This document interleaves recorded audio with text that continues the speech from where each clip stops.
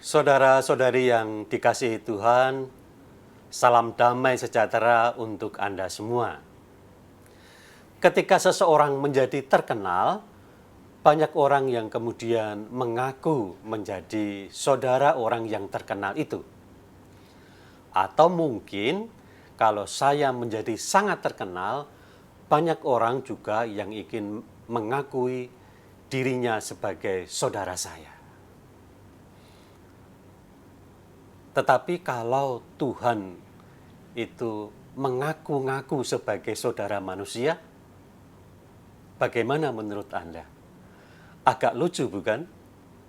Allah mengaku-ngaku sebagai saudara manusia. Kiranya Injil hari ini secara manusiawi bisa kita lihat secara demikian. Ketika Yesus masih berbicara dengan orang banyak, ibunya dan saudara-saudaranya berdiri di luar dan berusaha menemui dia. Maka seorang berkata kepadanya, "Lihatlah, ibumu dan saudara-saudaramu ada di luar dan berusaha menemui engkau." Mungkin saya berpikiran agak aneh, atau lucu juga bisa. Tetapi itu bisa terjadi. Yang di luar itu memang benar-benar ibunya, memang benar-benar saudaranya, atau cuma mengaku-ngaku saja. Karena Yesus terkenal. Tetapi pengakuan semacam itu justru kemudian mendorong Yesus menyampaikan suatu perumpamaan atau suatu keputusan apapun itu. Dia berkata demikian kepada orang yang berkata kepadanya, "Lihatlah ibumu dan saudara-saudaramu ada di luar." Dia berkata kepada orang itu, "Siapa ibuku dan saudara-saudaraku?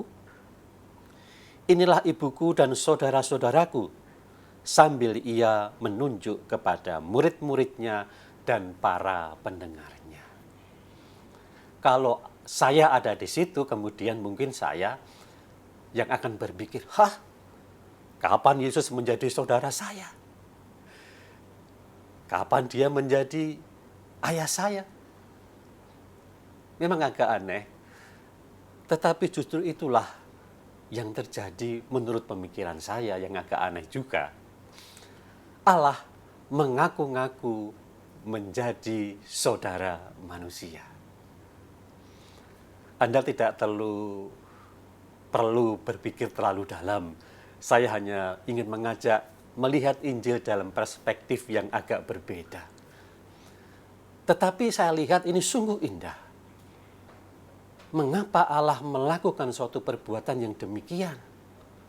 Sampai dia mengaku-ngaku menjadi ayah manusia. Jelas dia bukan bapa kita. Kita ini fana, dia abadi. Tetapi dia mau menjadi bapa kita. Yesus jelas bukan saudara kita. Dia abadi, kita fana. Tetapi dia mau menjadi saudara kita.